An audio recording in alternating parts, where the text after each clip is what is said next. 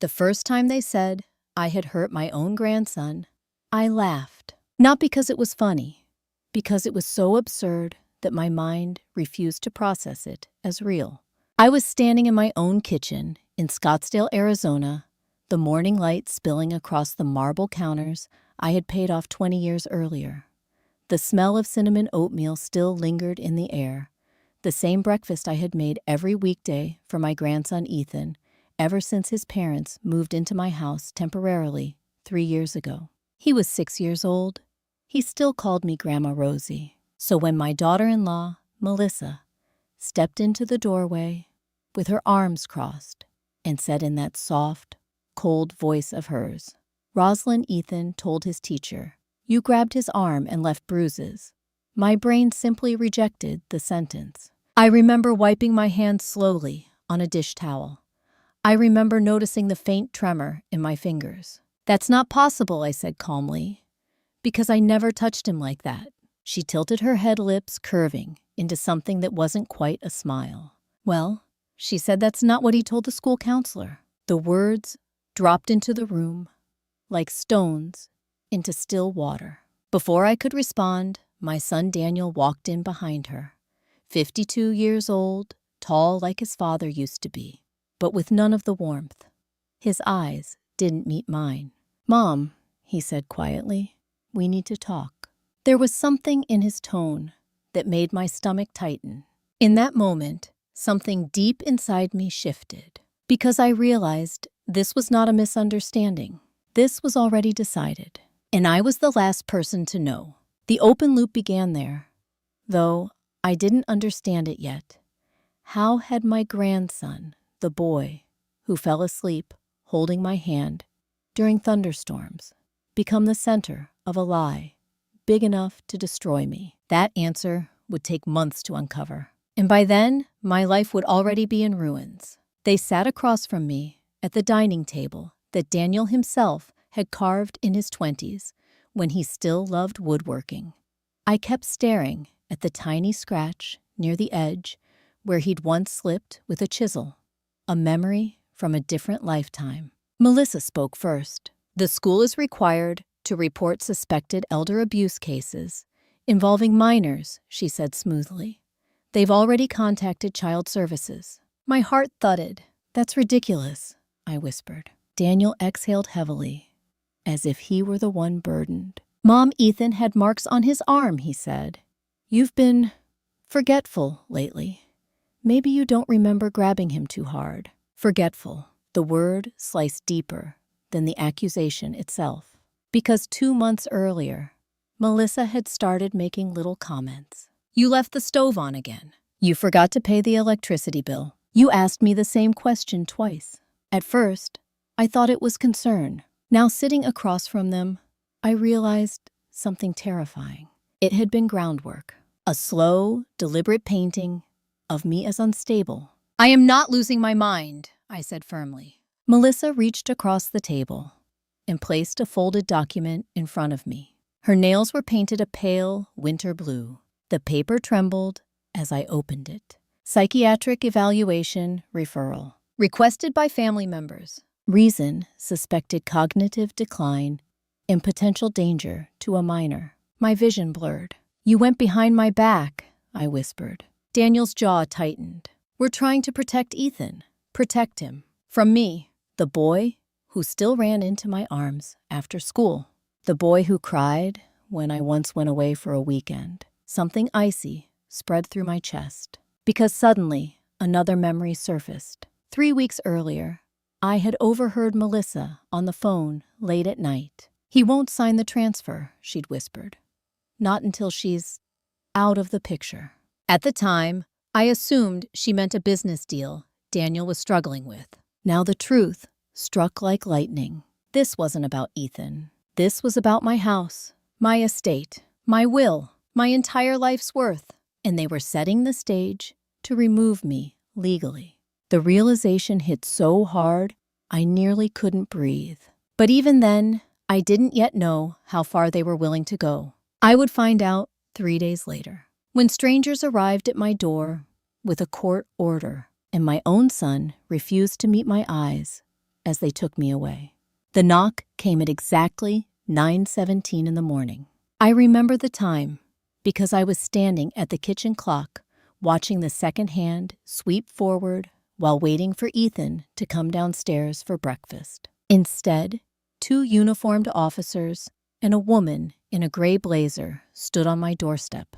"Rosalind Carter," the woman asked. Her tone was polite, professional, detached. "Yes," I said slowly. She held up a document. "We have an emergency psychiatric hold, authorized by family petition, and a preliminary assessment from Child Protective Services."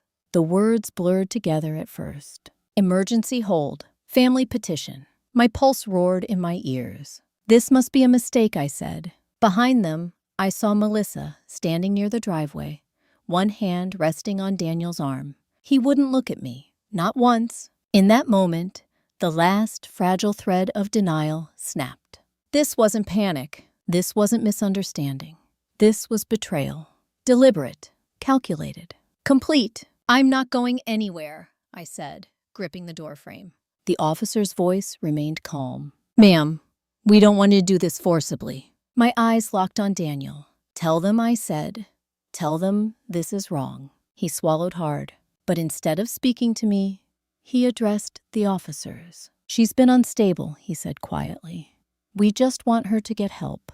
The sentence hit like a physical blow. Unstable. The word echoed in my head as they gently but firmly guided me toward the car. I kept waiting for him to change his mind, to run after me, to say, "Mom, stop this, has gone too far." He never did. As the car door closed, I saw Melissa lean toward him and whisper something. He nodded. And for the first time in my life, I saw relief on my son's face as I was taken away.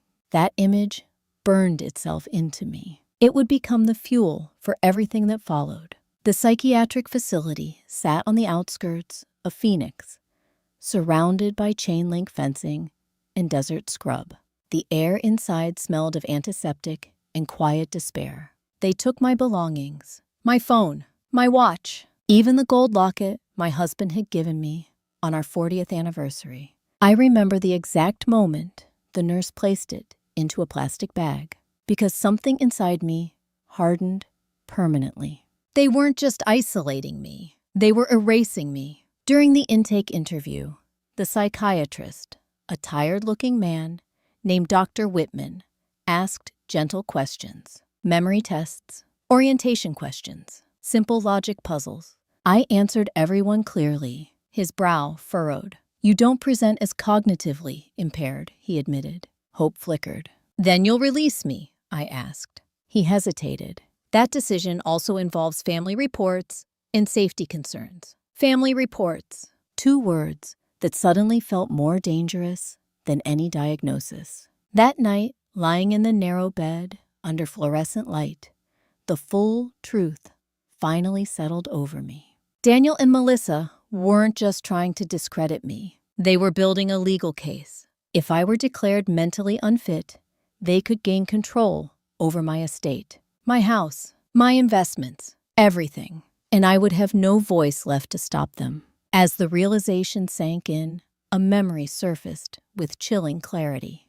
2 months earlier, Daniel had asked casually, "Mom, have you updated your will recently?" At the time, I'd smiled and said, "Not since your father passed." He had nodded thoughtfully. Now I understood. He hadn't been making conversation. He had been checking his timeline. A cold, steady anger began to replace my fear, because they had made one critical mistake. They assumed I would break. They assumed I would accept the role of helpless victim. They assumed I would disappear quietly. They didn't know me at all. Lying there in the dim, institutional light, I made a silent promise. If they wanted to play a long game of manipulation, deception, and legal warfare, I would learn their rules, and I would beat them at their own game. But what I discovered 3 days later would change everything, because someone unexpected was already watching what they had done to me, and that person held the first key to my revenge. On the third morning, inside the facility, I stopped counting the hours and started counting patterns. It was something I had learned decades earlier, when I worked as an office manager for a large insurance company in Chicago. Back then, when claims didn't add up, I would watch routines. Human behavior always revealed cracks long before paperwork did. The same principle applied here. The nurses rotated shifts in predictable cycles. The security doors clicked open at precise intervals. Medication carts arrived like clockwork. But the most important pattern was Dr. Whitman's schedule. He visited patients personally every second day, which meant I had a narrow window to plant doubt in his mind before Daniel and Melissa reinforced their narrative again. When he entered my room that afternoon, carrying a clipboard and wearing the same weary expression, I didn't greet him with desperation. I greeted him with clarity. "Doctor," I said, calmly, "have you reviewed the timeline of the allegations against me?" He paused. "That's not usually something patients ask about," he replied. "I'm not a usual case." Something in my tone made him pull a chair closer, instead of standing at the door like before. "Go on," he said. I took a slow breath. "The supposed incident happened on a Tuesday afternoon," I said, "at 3:15. That's when Ethan gets home from school." He nodded. "That's what the report states." "I wasn't home at 3:15, I said quietly. His pen stopped moving. "I was at my cardiology appointment across town. There are records, parking receipts, security footage." For the first time, real focus sharpened his eyes. "That's not in the family statement," he said. "Of course it isn't," I replied. A heavy silence settled between us, because now, for the first time, the story had two sides, and only one of them made sense. He left the room with a furrowed brow, promising to verify my claim. The moment the door closed, I felt the first flicker of control return to my life. But control alone wasn't enough. I needed leverage, and that came from a place I hadn't expected. That evening, during supervised recreation time, I sat alone in the courtyard, watching the desert sunset paint the sky in shades of rust and gold. That's when a woman approached me. She looked to be in her early 60s. Silver hair, tied neatly posture straight, despite the institutional clothes. "You're Rosalind Carter," she said. It wasn't a question. "Yes," I replied cautiously. She studied me with sharp, intelligent eyes. "My name is Helen Pierce," she said. "I'm a retired probate attorney." My pulse quickened. "I know why you're here," she continued quietly, "and I know what they're trying to do to you." A chill ran through me. "How?" I asked. She gave a faint, knowing smile. "Because I represented 3 clients whose families did the exact same thing." My breath caught. She sat beside me, lowering her voice. "Step 1, she said, create a narrative of cognitive decline. Step 2, fabricate a safety concern involving a child. Step 3, petition for psychiatric hold. Step 4, file for emergency guardianship." The words hit like hammer blows. Guardianship. I hadn't even realized that was their next move. "If they succeed," Helen continued, "they'll gain legal authority over your assets before you even leave this place." The sun dipped below the horizon, and with it, the last illusion of hope I'd been clinging to. "They'll take everything," I whispered. She nodded. "Unless you move first." I turned to her sharply. "How?" She leaned closer. "By proving not just that you're sane," she said, "but that they're committing financial exploitation." My heart pounded. "Do you have any evidence they were preparing to access your estate?" I thought of Melissa's late-night phone call, of Daniel's sudden interest in my will, of the strange paperwork he'd asked me to sign weeks earlier that I had refused, without fully understanding why. "Yes," I said slowly, "I think I do." Helen's eyes gleamed with quiet intensity. "Good," she said, "because once you get out of here, you won't just defend yourself." She paused. "You'll build a case strong enough to destroy them." For the first time since the nightmare began, something fierce and steady ignited inside me. Not panic, not fear, purpose. But before I could ask her how we would begin, A nurse called out that visiting hours had started, and Helen's expression suddenly changed. She glanced toward the entrance. "Your son is here," she said softly. My stomach dropped, because I knew Daniel didn't come to see me out of guilt. He came because he wanted something, and whatever it was, it meant the next phase of their plan had already begun. Daniel didn't hug me. He didn't even step close enough for our hands to touch. He stood across the small visitation room table, like a stranger conducting a business meeting. For a moment, I simply stared at him, at the deep lines around his mouth that hadn't been there a year ago, at the familiar shape of his shoulders that I used to carry on my hip when he was a toddler.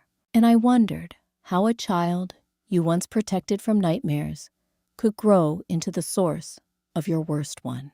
"You look better," he said awkwardly. "I'm not sick," I replied calmly. He shifted uncomfortably. "That's not how it's being interpreted right now." Interpreted. Such a careful word. As if reality were just a matter of perspective. He slid a folder across the table. "I came to talk about something important," he said. I didn't touch it. "What is it?" He exhaled slowly, avoiding my eyes. "Mom, managing your finances has become complicated. With your condition and all the legal scrutiny, it would help everyone if you signed temporary power of attorney over to me." The words landed exactly as Helen had predicted. "Step 4, guardianship," only dressed in softer language. My heart pounded, but my voice remained steady. "So this is why you're here," I said. He looked defensive. "I'm trying to protect your assets." "No," I said quietly. "You're trying to control them." His jaw tightened. "You're not thinking clearly," he snapped. "This is exactly why we're worried about you." There it was. The tactic. Disagreeing with him became proof of my instability. I leaned back slowly. "Did you know," I said calmly, "that I wasn't even home when Ethan supposedly got hurt?" His eyes flickered, just for a fraction of a second. But I saw it, and in that tiny crack, the truth poured through. He hadn't expected me to know. He recovered quickly. "That's not what the reports say." "I have proof," I said. Silence fell between us. For the first time, uncertainty crept into his expression. And beneath that uncertainty, something else. Fear. Because if their story unraveled, everything they'd built could collapse. "You should sign the papers," he said quietly. "It will make this easier." Easier. The word echoed in my mind. Easier for whom? I pushed the folder back toward him. "No," I said simply. The single word carried more power than any argument. His face hardened. "You're making this very difficult," he said coldly. "No," I replied.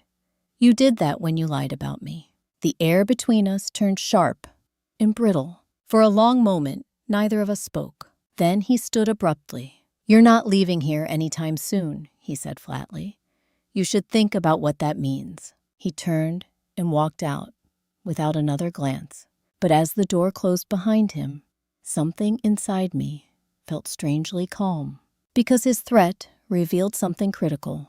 They needed me trapped, desperate, compliant. And the fact that I refused to sign meant their plan wasn't as secure as they wanted me to believe. That night, I found Helen again in the courtyard. "He tried to get power of attorney," I told her. She nodded grimly. "Then we're right on schedule." "Schedule?" I asked. She looked directly into my eyes. "Their next move will be filing for emergency guardianship within a week." A cold wave passed through me. "Can we stop them?" Her expression shifted into something fierce and confident. "Yes," she said, "but only if we strike first." My pulse quickened.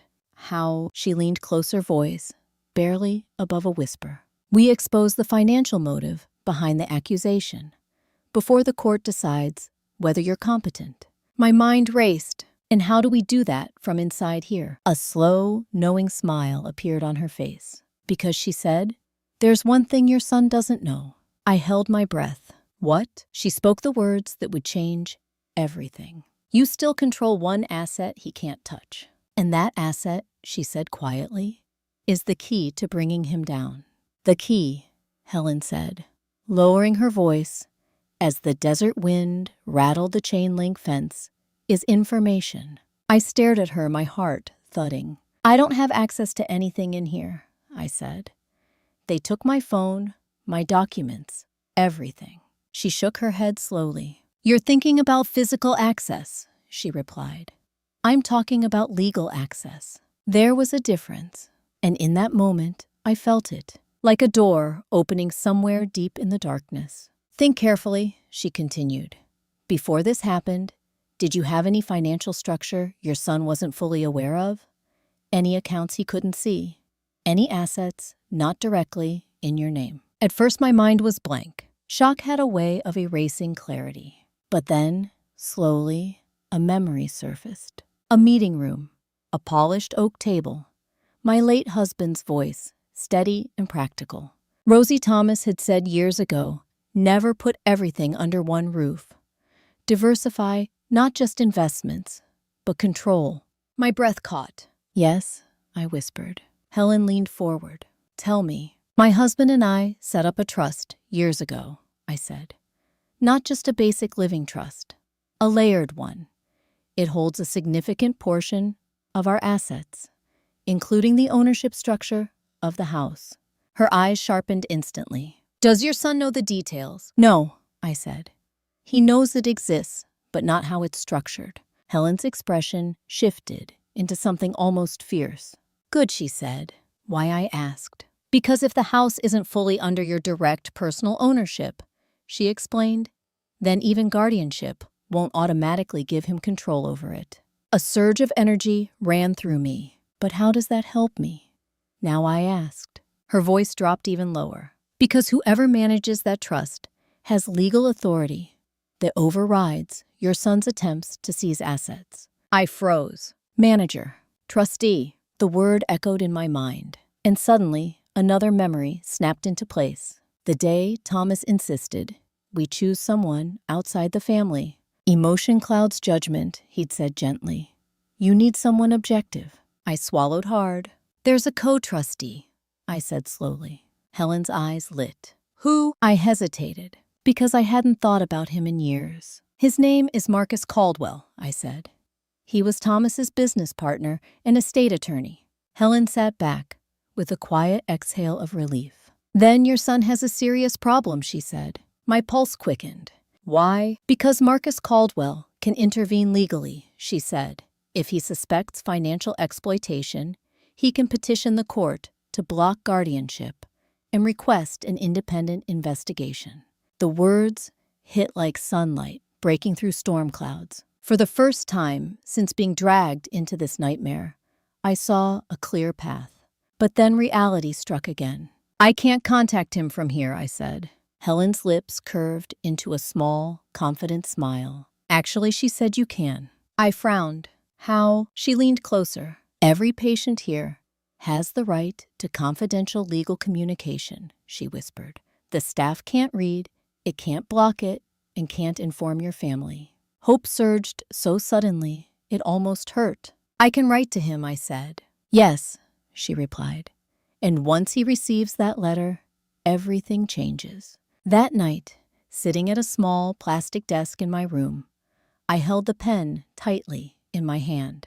For a moment, my fingers trembled. Not from fear, from the weight of what I was about to do. Because this letter wasn't just a plea for help.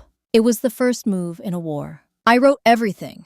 The false accusation, the psychiatric hold, Daniel's attempt to gain power of attorney, the timing of his sudden interest in my will, the suspected financial motive. When I finished, I sealed the envelope and stared at it for a long time. Because once it left my hands, there was no turning back. I slipped it into the legal mail slot the next morning.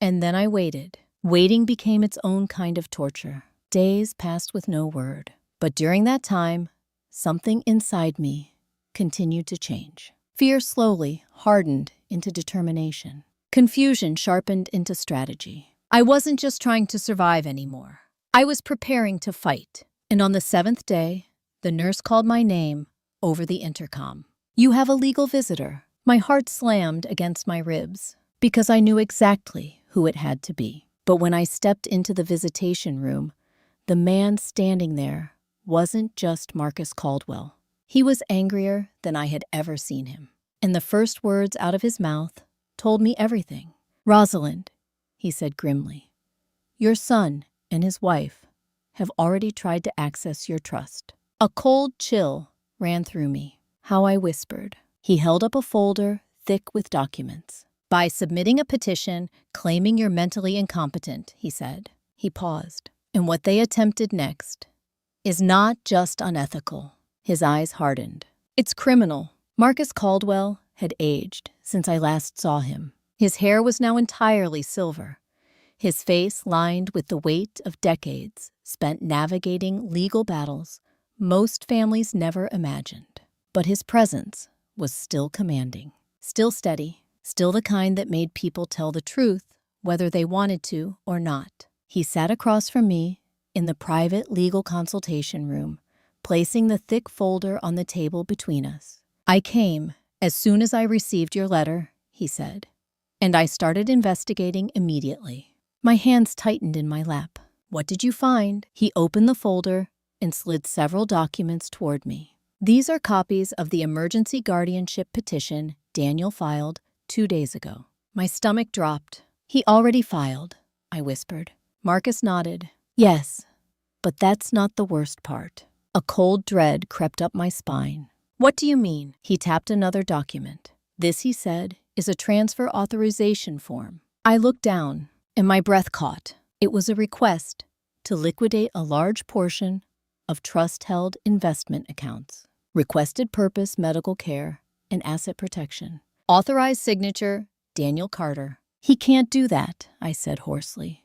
"He's not the trustee." Marcus's expression darkened. "He isn't," he agreed, "which means he forged supporting documentation, claiming you had already granted him financial authority." The room seemed to tilt. "Forgery, fraud," the words echoed in my mind. "He's risking prison," I whispered. Marcus met my eyes steadily. "Only if we prove intent," he said. My pulse quickened. "Can we?" His jaw tightened. "Yes," he said, because he made one critical mistake. Hope flared again. "What?" "He filed these requests before the court even reviewed your competency," hearing Marcus said. "That shows premeditated financial exploitation." A heavy silence settled, because now the truth was undeniable. This wasn't desperation. This wasn't misunderstanding. It was a calculated attempt to steal everything from me. My own son, the boy I had once stayed awake all night, rocking through fevers. The man I had trusted with my heart. "Why?" I whispered the question, escaping before I could stop it. Marcus's voice softened. "Financial pressure," he said. "His construction company has been hemorrhaging money for over a year." My head snapped up. "What?" He nodded grimly. "He took on massive debt during a failed expansion project. Multiple loans, personal guarantees." The pieces began snapping into place. The late-night phone calls, the tension in his voice months earlier. Melissa's whispered conversation about needing me out of the picture. "He's drowning," I said slowly. "And he saw your estate as a lifeline," Marcus replied. The realization cut deeper than any betrayal so far. Because this wasn't about hatred. It was about desperation. And desperation made people capable of things they never thought possible. "What happens now?" I asked. Marcus closed the folder firmly. "Now," he said, "we go on the offensive." My heart pounded. "How?" "We file an immediate counterpetition," he said. "Not just to block guardianship, but to launch an investigation into financial exploitation, fraud, and coercion." The words felt powerful, like armor being placed around me. "And will that get me out of here?" I asked. He met my gaze steadily. "Yes," he said.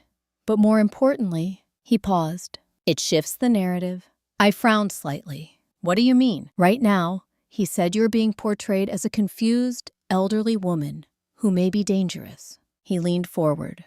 "But once we present evidence of a coordinated financial scheme, the court sees something very different." My pulse quickened. "What?" "You," he said quietly, "become the victim of elder financial abuse." The words settled into me like solid ground. For the first time Since this nightmare began, I felt the balance of power shifting. But Marcus wasn't finished. "There's one more thing," he said. My stomach tightened. "What is it?" He slid one final document toward me. "This is a scheduled court hearing notice," he said. I scanned the date. 3 days from now, Daniel and Melissa will testify. Marcus continued. Under oath, a spark ignited deep inside my chest. Because I suddenly understood what that meant. They would have to repeat their lies in a courtroom where evidence mattered, where truth could not be buried under whispers and manipulation. I looked up at Marcus, my voice steady. "Then let them testify," I said. He gave a slow nod. "They will," he replied. His expression hardened slightly. "And when they do," he paused, "the truth about what they did to you will begin to unravel." But as he gathered his documents and prepared to leave, he added one final sentence, a sentence that made my blood run cold. "There's just one complication," he said quietly. I held my breath. "What complication?" He met my eyes. "Your grandson," he said, "is still under their control." And in that moment, I realized something terrifying. Winning in court would not be enough, because the person they had used to destroy me was also the one I needed to save. The moment Marcus said Ethan was still under their control, something inside my chest tightened so sharply, it felt like a physical wound. For days, I had focused on survival, on legal strategy, on exposing Daniel and Melissa's scheme. But hearing my grandson's name brought everything back to the most painful truth. He was still living with them, still listening to their voices, still being shaped by whatever story they were telling him about me. "Did he really say I hurt him?" I asked quietly. Marcus didn't answer immediately. He chose his words carefully. "The official report states he told a school counselor, 'You grabbed him hard and shouted at him,'" he said. "But there's something important you need to understand." My hands clenched. "What?" "Children don't create narratives like that on their own," he said, "especially not at his age." The implication hit like ice water. He hadn't invented it. He had been coached, manipulated, possibly even frightened into repeating it. A wave of grief washed through me so suddenly, I had to grip the table to stay steady. I pictured Ethan's small hand slipping into mine when we crossed the street, his sleepy voice calling for me during thunderstorms. The way he always asked me to read the same bedtime story twice. "How could they do this to him?" I whispered. Marcus's expression softened. "Because desperate people convince themselves the end justifies the means," he said quietly. But then his tone shifted back to firm practicality. "We need to focus on what happens next." I forced myself to steady my breathing. "What can we do to protect him?" I asked. Marcus leaned forward. "Once we file the counter-petition, the court can appoint an independent child advocate to evaluate his situation." He explained. "That advocate will interview him privately." Hope flickered faintly. "And he'll tell the truth?" I asked. Marcus hesitated. "That depends," he said, "on whether he feels safe enough to speak honestly." The words sank heavily into me, because I knew exactly what that meant. If Ethan believed telling the truth would hurt his parents, he might stay silent, or worse, repeat the lie again. "Then I need him to know something," I said suddenly. Marcus frowned slightly. "What?" "That I didn't abandon him," I whispered. "That I'm still fighting." Marcus studied me for a long moment. "There may be a way," he said slowly. My heart quickened. "How?" He reached into his briefcase and pulled out a small form. "Through the court," he said, "you can request a supervised written communication to your grandson." My throat tightened. "A letter?" I asked. He nodded. "Yes, it would be reviewed for safety, but they can't alter your words." Emotion surged so suddenly, I had to blink back tears. Because after weeks of isolation, the idea of speaking to Ethan again felt almost unreal. "I want to write it," I said immediately. Marcus gave a small nod. "Then do it carefully," he said. "No accusations, no legal details. Just truth he can understand." That night, back in my small room, I sat at the desk with a blank sheet of paper. For a long time, I couldn't write anything. Because how do you explain betrayal to a 6-year-old? How do you tell him the people he trusts most in the world are lying? In the end, I chose simplicity. I told him I loved him. I told him I was safe. I told him sometimes grown-ups make mistakes, but truth always finds its way back. And most importantly, I wrote one sentence that came straight from my heart. No matter what anyone says, I will always be your Grandma Rosie. When I finished, my hands trembled. Not with fear, with hope. But the next morning, when I handed the letter to the staff for court processing, I noticed something that made my stomach drop. 2 administrators were whispering near the front desk. One of them said quietly, "The family is pushing hard to expedite the guardianship hearing." My pulse quickened, because that meant only one thing. Daniel and Melissa knew something had changed. They sensed control slipping away. And when desperate people realize they're losing, they don't retreat. They escalate. I would find out just how far they were willing to go the very next day, when Marcus returned with news that made the entire situation far more dangerous. Because Daniel hadn't just lied in paperwork. He had done something far worse, something that could put my grandson directly in harm's way. Marcus didn't sit down when he entered the consultation room the next afternoon. He closed the door behind him and remained standing, his face unusually tense. The moment I saw his expression, my stomach twisted. "What happened?" I asked. He took a slow breath. "I need you to stay calm," he said. The words alone made my heart pound faster. "Marcus," I said sharply, "tell me." He placed a new set of documents on the table. "These are financial disclosures we obtained through an emergency motion," he said. I looked down. At first, the numbers didn't make sense. Loan balances, interest rates, payment defaults. Then the pattern became clear. My son wasn't just struggling financially. He was drowning. "He owes this much," I whispered. Marcus nodded grimly. His construction company took on multiple high-risk development projects, he said. Most failed. Investors pulled out. Contractors sued. My chest tightened. "How bad is it?" He met my eyes steadily. "If he doesn't secure a large influx of cash within 3 months, he faces bankruptcy and potential personal liability lawsuits." The room felt suddenly airless. This wasn't just financial pressure. It was total collapse. "That's why he needs my estate," I said slowly. "Yes," Marcus replied. But then his voice dropped even lower. "There's more." A cold dread crept through me. "What more?" He tapped another document. "This is a refinancing application he submitted last week." I scanned it quickly, and then my breath stopped, because listed under collateral was my house. He had already used it, without owning it, without permission. "How is that possible?" I whispered. Marcus's jaw tightened. "He submitted falsified documents, claiming he had pending guardianship authority," he said.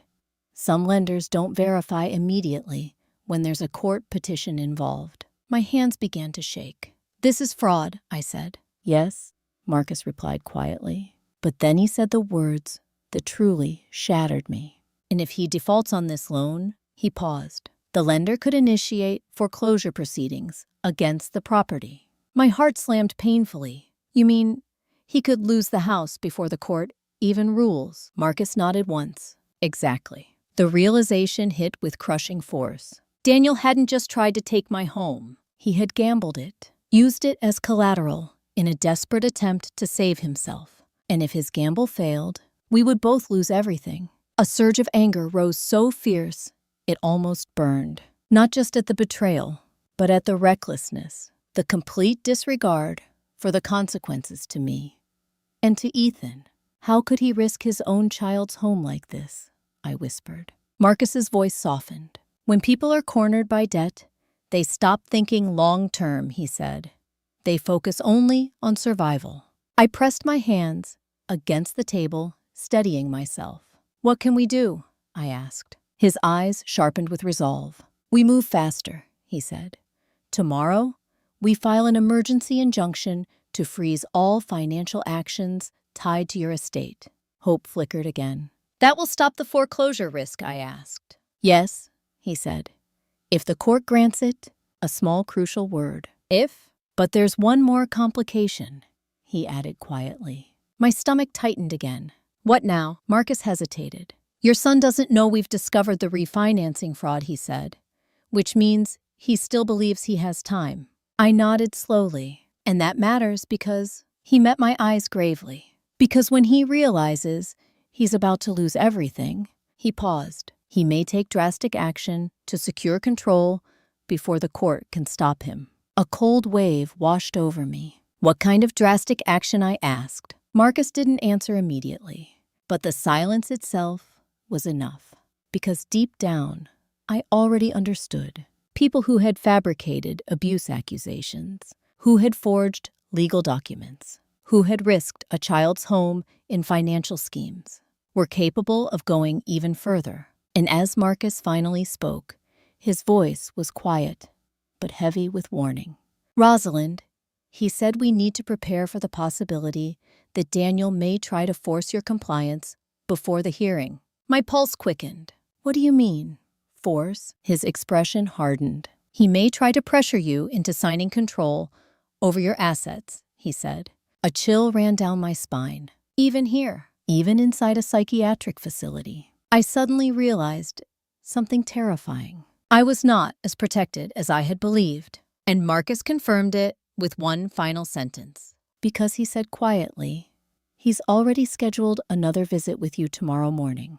The room seemed to tilt slightly, because this time, Daniel wouldn't be coming to ask. He would be coming to take. And I had only one night left to prepare for whatever he planned to do next. I barely slept that night. Every time I closed my eyes, I saw Daniel standing in the doorway of my childhood memories instead of my kitchen.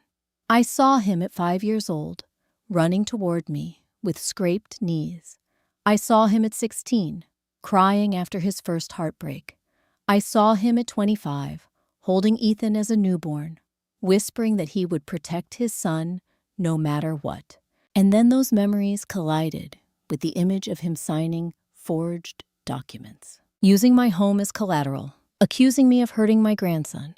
By the time dawn crept through the narrow window of my room, something inside me had changed again. The grief was still there, but beneath it now was steel. If he came to force me into signing anything, he would not find a frightened woman.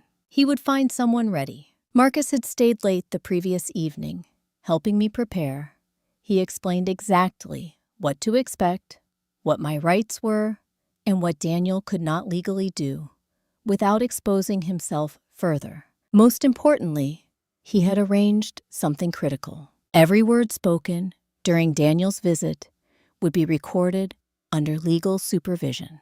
Daniel didn't know that, and that ignorance would become his greatest mistake. At 9:42 in the morning, the nurse escorted me into the visitation room. Daniel was already there. He wasn't alone. Melissa sat beside him, perfectly composed, her hands folded neatly in her lap, her expression calm in a way that felt rehearsed. For a moment, we simply stared at each other across the table. Then, Daniel leaned forward, his voice low and urgent. "Mom, we don't have time for arguments today." The tone was different from before. No pretense of concern, no careful softness. This was pressure, raw and direct. "I'm not signing anything," I said calmly. His jaw tightened. "You don't even know what we're asking yet." "I know enough," I replied. Melissa spoke, then her voice smooth, but edged with something sharp. "Rosalind, the situation is getting worse," she said. "Your legal expenses, medical bills, and the ongoing investigation, they're draining your assets." The words were carefully chosen, not entirely false, but deeply misleading. I held her gaze steadily. "My trustee is handling my finances," I said. For a fraction of a second, her composure cracked. And in that tiny moment, I saw something raw beneath the surface. Fear. Daniel's head snapped up. "What trustee?" he demanded. I said nothing. Silence stretched between us, and the silence itself was power. Because for the first time, they were the ones who didn't have full control of the information. Daniel's hands clenched into fists on the table. "You don't understand," he said, his voice rising. If you don't sign today, everything collapses. There it was, the truth breaking through the mask. Everything for you, I said quietly. His eyes flashed. Yes, he snapped. Because I'm trying to save this family. The irony hit like a bitter taste. You destroyed this family the moment you lied about me, I said. Melissa leaned forward, suddenly her voice cold now. Stop pretending you're the victim, she said. You're the reason we're in this mess. I looked directly at her. No, I replied calmly. You're in this mess because you tried to steal from me. The word steal hung in the air like a gunshot. Daniel froze, and then slowly, his face changed. The desperation he'd been barely holding back finally surfaced fully. Fine, he said harshly. You want the truth? My heart pounded. Yes, I said. He leaned forward, his voice trembling with a mixture of anger and fear. I was going to lose everything, he said. The company, the house, Ethan's future. Do you understand that I had no choice? No choice. The words echoed painfully. There is always a choice, I said quietly. You chose betrayal. His hands shook. You were supposed to help me, he whispered. I felt something inside my chest twist. Because beneath all the manipulation and lies, there was still a fragment of the boy I had raised. But that fragment had made catastrophic decisions. I would have helped you, I said softly, if you had asked. The silence that followed was heavy and final. Because we both knew the truth. He hadn't asked. He had plotted. And that choice could never be undone. Daniel's expression hardened again. Last chance, he said coldly. Sign the transfer, or you'll regret it. I met his gaze without flinching. No, I said. The single word fell with absolute finality. He stared at me for a long moment. Then he stood abruptly, knocking his chair backward. You just destroyed us, he said bitterly. He turned and walked out. Melissa followed, but as she reached the door, she glanced back at me. And in her eyes, I saw something chilling. Not defeat, not even fear, but calculation. Because she still believed they had one last move left to make. I didn't know what that move was yet, but I would find out sooner than I expected. Later that afternoon, Marcus returned with news that changed the entire battlefield once again. Because Daniel's desperate gamble had finally triggered something far larger than our family conflict. It had attracted the attention of the one authority he could not manipulate. Marcus entered the consultation room with a look I had never seen on his face before. Not anger, not concern, something closer to grim satisfaction. What happened? I asked immediately. He closed the door behind him and sat down slowly. Your son's financial fraud has officially crossed into criminal territory, he said. My breath caught. What do you mean? He slid a document across the table. This morning, he said a federal lending compliance unit flagged irregularities in the refinancing application he submitted. My pulse quickened. They investigated. Yes, Marcus replied. And they discovered forged authorization tied to a trust structure he had no legal control over. A wave of stunned relief washed through me. This means, he met my eyes steadily. It means the case is no longer just a civil family dispute, he said. It's now a criminal financial fraud investigation. The words felt heavy with finality, because this was a line that could never be uncrossed. Daniel hadn't just betrayed me. He had broken the law, and now the system was moving against him. What happens next? I asked quietly. Marcus exhaled slowly. Investigators will likely contact him within days, he said. And once that happens, his entire narrative about you being incompetent will collapse under scrutiny. A strange mixture of emotions surged inside me. Relief, sadness, and a deep, aching grief that this was how my son's life had unraveled. But Marcus wasn't finished. There's another development, he added. My stomach tightened again. What now? He placed another document on the table. This is the court's preliminary ruling on our emergency injunction request. I scanned it quickly, and then my breath left me in a rush. Granted, I whispered. Marcus nodded. Yes, he said. All financial activity tied to your estate is now frozen. Tears stung my eyes. Not from weakness, from release. For the first time since this nightmare began, my home was safe. Untouchable. Protected. He can't use it anymore, I said. No, Marcus replied firmly. And that loss of leverage will push him into a corner. A chill ran through me. What happens when he realizes that I asked? Marcus's expression grew serious again. That's the final stage of escalation, he said quietly. My pulse quickened. What stage? He leaned forward. When someone loses financial control, legal control, and narrative control simultaneously. He paused. They either surrender or they make one last reckless move. The words settled heavily in the air, and I knew deep down which path Daniel was likely to choose, because desperation had already driven him further than I ever imagined possible. But then, Marcus said something that made my heart stop. There's been a sudden request filed this afternoon, he said. My throat tightened. What request? He met my eyes. A petition for immediate relocation of your grandson, he said. The room seemed to tilt. Relocation, I whispered. Yes, Marcus said. Daniel claims he needs to move Ethan out of state for safety due to ongoing family instability.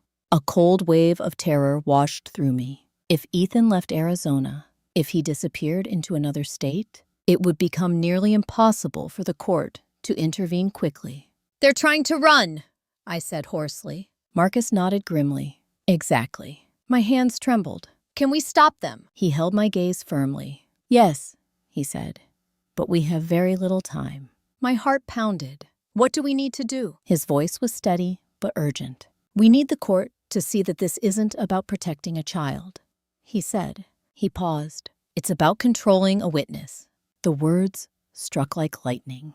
Because that was the final truth. Ethan wasn't just my grandson. He was the only person who knew exactly what had happened the day they claimed I hurt him. And if Daniel removed him from the court's reach, the most important voice in this entire case could be silenced. As Marcus gathered his documents, he spoke one final sentence, a sentence that carried both urgency and hope. The emergency hearing is tomorrow morning, he said. I held my breath, and Rosalind, he met my eyes steadily. For the first time since this began, he paused. You will finally be allowed to speak in court. And in that moment, I realized everything was about to change. Because tomorrow, the truth would no longer be whispered behind closed doors. It would be spoken where no one could ignore it. The courtroom felt colder than I expected, not in temperature, but in atmosphere. It was the kind of cold that came from silence, from rules, from the weight of decisions that could alter entire lives in a single sentence. I sat beside Marcus at the petitioner's table, my hands folded tightly in my lap to hide their trembling. Across the room, Daniel and Melissa sat with their attorney. Daniel looked thinner than the last time I saw him. The dark circles under his eyes were deeper, his shoulders slightly hunched, as though the invisible pressure he carried was finally beginning to show physically. Melissa, however, still appeared composed, but I noticed something subtle. Her fingers kept tapping against her knee in quick, nervous rhythms. The judge entered, and the entire room rose. Be seated, she said calmly. Her voice carried authority without effort. This was not a place where manipulation worked. This was a place where facts mattered. Marcus leaned slightly toward me and whispered, Stay steady. Speak clearly. Just tell the truth. I nodded once. The hearing began with Daniel's attorney presenting the relocation petition. He painted a careful picture. An unstable grandmother, a child allegedly frightened, parents seeking to protect their son from emotional harm. Listening to it felt surreal, like hearing a story about someone else's life. Because every word was built on distortion. But then Marcus stood, and everything shifted. He began, not with emotion, but with evidence. First, he presented the cardiology appointment records, proving I was not home when the alleged incident occurred. Then he submitted the frozen asset order. Then the documentation showing Daniel's unauthorized attempt to refinance my home. The courtroom grew quieter with each new piece of evidence. The judge's expression hardened slightly. "Mr. Carter," she said, turning toward Daniel, "do you dispute the authenticity of these financial documents?" Daniel swallowed. His voice was barely steady. "No, Your Honor." The air shifted palpably, because in that moment, the narrative cracked. Marcus then called the court, appointed child advocate, to speak. A middle-aged woman named Dr. Lillian Grant took the stand. She spoke calmly, professionally. "I interviewed Ethan Carter privately," she said. "My heart pounded so hard I could hear it in my ears." And the judge prompted. Dr. Grant paused briefly. Then she said the words that changed everything. The child stated his grandmother never hurt him. A sharp intake of breath moved through the courtroom. Tears blurred my vision instantly. But Dr. Grant wasn't finished. He reported that his mother instructed him to tell the school counselor that his grandmother grabbed his arm. She continued. The silence that followed was absolute. Daniel's head dropped into his hands. Melissa's face went pale. For the first time since this nightmare began, the truth had spoken for itself. Marcus stood again, his voice firm but controlled. "Your Honor," he said, "this case is not about protecting a child. It is about financial exploitation and coercion.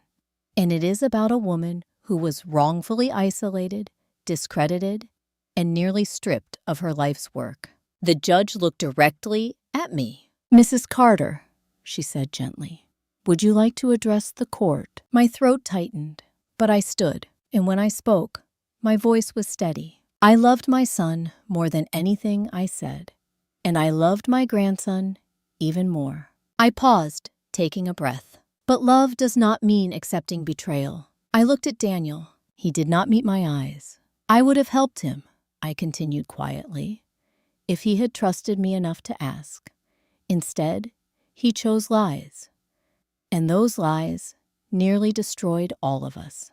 The judge nodded slowly. After a brief recess, she returned with her ruling. The relocation petition was denied. The guardianship request was dismissed. The court ordered a full investigation into financial fraud and child coercion.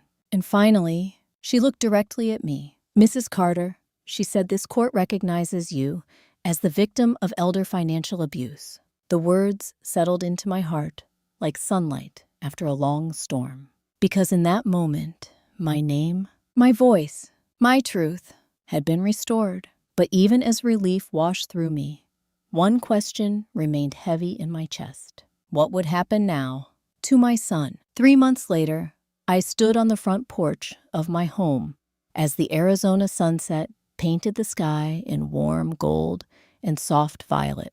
The house looked exactly the same, but everything inside it felt different. Quieter, clearer, lighter. Daniel's legal case moved quickly once the criminal investigation concluded. He accepted a plea agreement for financial fraud and document forgery.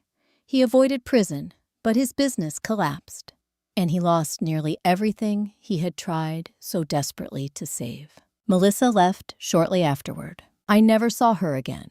The last I heard, she moved to another state to live with relatives. And Ethan came back home. Not permanently, at first. The court ordered supervised visitation while family counseling took place. The first time he stepped through my front door again, he hesitated in the entryway.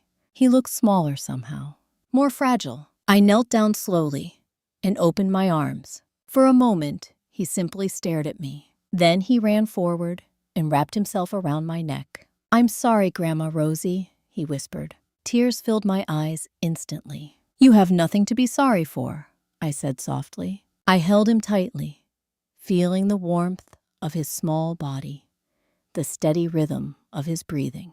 And in that moment, I understood something deeply. Revenge was never about destroying someone. It was about reclaiming what was taken. My dignity, my truth, my voice, and most of all, my future.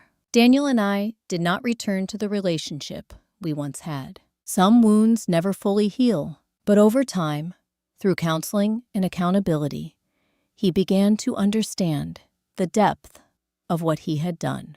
And slowly, painfully, he started to change. Forgiveness, I learned, was not a single moment. It was a long road, one step at a time. Today, Ethan visits every weekend. We still make cinnamon oatmeal in the mornings. We still read the same bedtime story twice. And sometimes when he falls asleep on the couch, with his head on my shoulder, I sit very still and simply breathe in the quiet peace of knowing the storm has passed. If you've ever been betrayed by the people you trusted most, if you've ever felt silenced, powerless, or erased, I want you to remember this. Truth may move slowly, but it never stops moving. And when it finally arrives, it restores everything that lies tried to take away. So if this story touched your heart, let me know in the comments. Share your thoughts, your experiences, or simply where you're listening from. And don't forget to like and subscribe, because there are many more stories waiting to be told. Stories about justice, about resilience, and about the quiet, powerful ways karma always finds its way home.